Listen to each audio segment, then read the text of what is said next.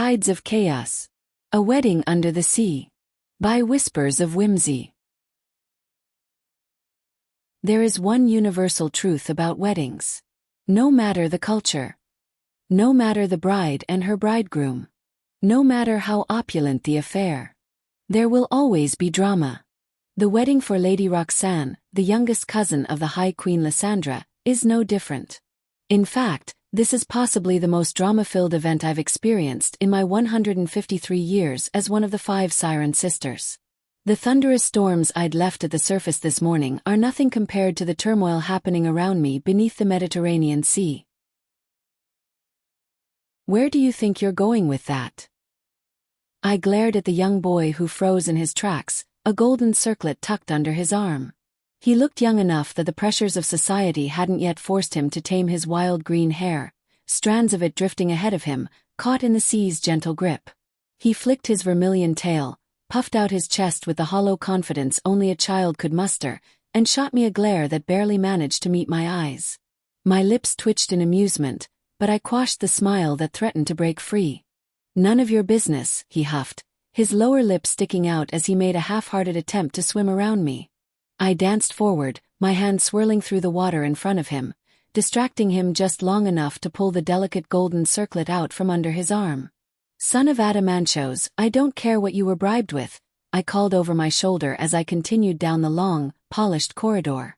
"If I see you anywhere near this wedding again, the punishment I gave your friend Erastos last month will resemble a mild scolding compared to what I'll do to you." Behind me, there was a whimper. Then a loud slap as the boy's tail smacked against the wall in his haste to flee. I shook my head. That boy was too soft. The fear in his eyes reminded me of Erastos, who thought he could play at being a rogue without facing consequences. His panic when I caught him leading a shark into Lady Irene's chambers had been the worst part of that whole affair. He caused far more injury to himself than anything I would have done to him. Kids. They seem far softer than back in my day. I made my way into the nearest chamber, feeling the cool water around me ripple with the tension that seemed to cling to every inch of the manor. As I return the Stephana to its pedestal, I pass by a large ornate mirror and note the irony of that thought. My own reflection is that of a child. Of the 15-year-old girl I'd been when I accepted the sea's offer to become a siren and leave behind my old life on land. It wasn't really much to leave. The life of a poor servant girl with no prospects other than to marry a violent man 4 times my age. I flagged down one of the bride's guards. "Keep an eye on this before it wanders off again, please." He bowed respectfully and I headed back into the hallway. Living anemones and sea grasses decorated the walls, grown in colorful patterns and blending with luminescent algae that flickered faintly, their light casting strange, distorted shadows on the coral pillars, spaced evenly apart down the hallway. I needed to find the bride before the morning passed by. With the ceremony in late afternoon, I had little time to figure out why the High Queen had sent me here with concerns that someone was set to disrupt the happy nuptials. A flurry of voices greeted me from around the next corner. "This is highly irregular." A shrill, feminine voice rose above a cacophony of reassurances and platitudes. The head and arms of a squid rounded the corner up ahead, followed closely by the voluptuous physique of a woman in her prime. Her head bobbed in agitation while her 8 arms clutched various beauty products close to her chest. The blessed squid stopped abruptly when I blocked the way, causing 3 noblewomen to stumble and bounce off her bulbous head. 2 tentacles reached out and gently cupped my face. "Kassandra. Dear. I wasn't expecting you here. Please help me explain to these lovely ladies that the bride requires my services immediately. I should have started getting her ready an hour ago." "Madam Philomena, it's a pleasure to see you again."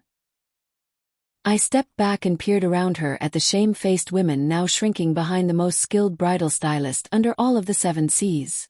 "Can I help you ladies?" The eldest of the 3 shifted uncomfortably. "We were just helping Madame Philomena to Lady Roxanne. We heard she's getting ready on the other side of the manor. And an hour ago you swore she had slept in and was on her way to the room you kept me in over on the far side.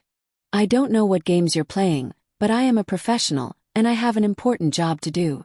This is a momentous day for Lady Roxanne, and I won't allow you to ruin it." The three ladies cringed. "Lady Asphodel," I spoke coldly. "I trust you will guide Madame Philomena faithfully. It's not in your reputation to be dishonest." The eldest blushed. "No," she said quietly. "We will guide her in all haste." "Good," I nodded. "I just so happen to be looking for the bride myself, so you can direct me there as well." The three women looked at each other uneasily. "Right this way," Lady Asphodel blushed, then turned and indicated down the hallway, back the way they came from. Madame Philomena huffed and threw up four of her arms, scissors and ribbons tangling in the air before clumping off down the hallway. "Lady Asphodel," I called out. "A moment, please." The young woman froze, unable to turn to face me. "I don't have time today to pretend to have patience with your antics. However, instead of threatening you into cooperating with me, I will offer you something I know you've been looking for. I have recently come into possession of a blessed harp." Lady Asphodel turned sharply and reached out to grab the bell-shaped sleeve of my lavender dress. "How?" she whispered. "It's a long story for another day. But it's yours, if you tell me who's responsible for today's foolishness and why." She hesitated, but determination mingled with regret flashed across her face a moment later. "It's Lord Archelaus. He's trying to put a stop to the wedding. We're helping to stall the ceremony until he has the chance to talk to Lady Roxanne." My eyes narrowed. "Archelaus. He's meeker than a tentacled blenny.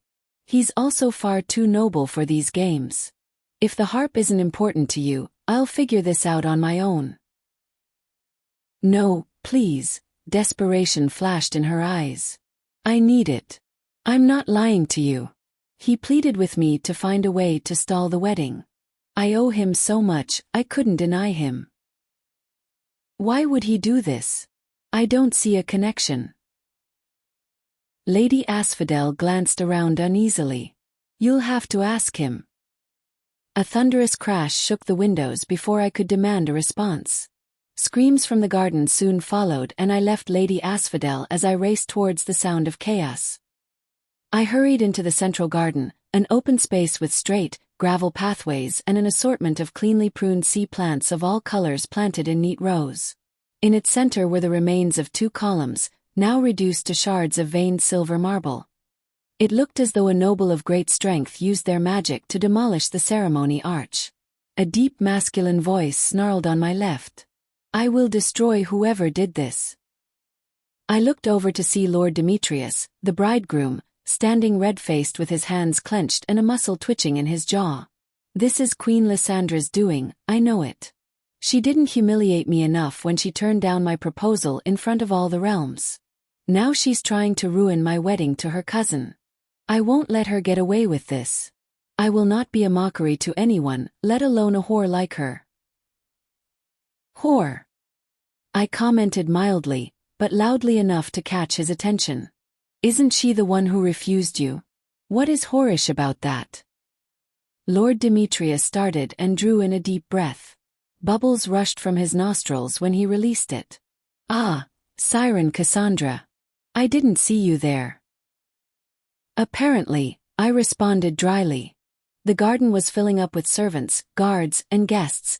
I could feel the rising tension in the water around me, the currents whispering of sabotage and signs of Poseidon's disapproval. When nothing else happened, it struck me that this was a convenient way to gather everyone to the gardens. Even Madame Philomena and the three ladies were gaping at the damage from across the gardens. I slipped away from Lord Demetrius, who was now shouting orders to both guards and servants, and raced across the courtyard gardens, picking up my feet to swim, an act considered quite inelegant and downright boorish by polite society. Only merfolk and blessed creatures with tails suffer the indignity of swimming. But when speed is needed, one does what they must. More than a few people openly stared as I rushed past, my dress twisting around my ankles as I kicked my feet together in a dolphin stroke. I angled upwards, towards the topmost rooms of the manor house, and raced through an open balcony doorway, directly into the bridal suite. Lady Roxanne looked up in surprise from where she sat in front of a mirror. Siren Kassandra? She asked, confusion etched over her features. What's happening? I heard a crash. Why are you entering from the balcony? I'm sorry to say, someone has destroyed your wedding arch. Lady Roxanne gasped and raised her hand to her mouth. Are we in danger? She asked. I believe Lord Archelaus has been sabotaging your wedding day. He's likely on his way here now that the commotion in the gardens has drawn everyone's attention. Her confusion only deepened. Archelaus. He's not a threat to anyone. He wouldn't hurt a jellyfish. I don't think he's a threat. I replied slowly. I don't believe he would go so out of character as to maliciously try to destroy your happiness. The door flew open and a tall, wiry man with unruly dark hair raced in the room, smoothly out his tunic while trying to catch his breath. Lady Roxanne, I must speak with you urgently, he said in a rush. He looked wildly around the room, from the dagger I'd drawn over to Lady Roxanne's confused expression. Stay away from her, he commanded, drawing himself to full height, green sparks of lightning flashing in the palm of his hand. I could say the same to you, Lord Archelaus. I responded calmly. I'm not the one sabotaging her wedding. He looked back and forth between the two of us. You're not here to hurt her, he stammered. I think before this day escalates any further, you should explain yourself. I think Lady Roxanne deserves to know why you're trying to ruin her wedding to Lord Demetrius. Lord Archelaus' face clouded at the mention of Lord Demetrius. I offer my sincere apologies for the trouble I've caused today, but I've been trying to get you alone all morning. Lord Demetrius has ill intentions with this marriage. My father is his close friend, and I heard them speaking in his private quarters this morning. They wish revenge against your cousin, Queen Kassandra, and they plan to do so through his marriage to you. He plans to make your life miserable in retribution for Lady Kassandra's slight against him when she refused his proposal. I cannot, in good conscience, let this wedding go through without you being fully aware of his intentions. Lady Roxanne clasped her hand to her chest. This can't be true. I find it hard to believe you'd approach Lady Roxanne with this news, if it is true. Why betray your father? You gain nothing. Lord Archelaus looked over at Lady Roxanne, then dropped his gaze. Lady Roxanne deserves better than this, he mumbled. She deserves happiness in its entirety, and I could not, in good conscience, allow her goodness to be tainted by Lord Demetrius' jealous wrath. Lord Archelaus. I stared in surprise at the conviction in Lady Roxanne's voice. If you have something to say to me, now is the time to say it. She sat forward in her seat, her hands clenching the cloth of her soft peach robe. Lord Archelaus blinked and turned a bright shade of red. Fine, Lady Roxanne continued. I'll say it for you. You've been in love with me since we were children. Is that not so? She glared at him and Lord Archelaus couldn't meet her eyes. Would you like to know how I know this? She demanded. There was silence as time seemed to freeze and the water around us swirled with nervous tension. Finally, he jerked his head downwards in a nod. I know, her stern voice softened as she spoke, because that's how long I've been in love with you. But it's been over 100 years. I can't wait for you forever. Lord Archelaus sucked in a breath and he finally raised his eyes to meet hers. Is that true? You love me? He asked softly. Of course I do. She responded loftily. Can you think of any man more worthy of me? He looked as though he was actually thinking about other potential suitors, and I groaned softly. He looked over to see the subtle shake of my head. And no, he stuttered, then his voice grew stronger. No, there is no better man than I to call you my wife. No man as worthy of the title husband. I will love you until the end of our days and follow you into Hades to spend eternity. Lady Roxanne smiled and rose, rushing to embrace the furiously blushing lord. From there, my role in the happy wedding day was over. Their ceremony proceeded as planned, with the exception of an alternate bridegroom. As for Lord Demetrius, His thirst for vengeance against the High Queen would have to wait another day. For the moment, the tides were still and free from turmoil.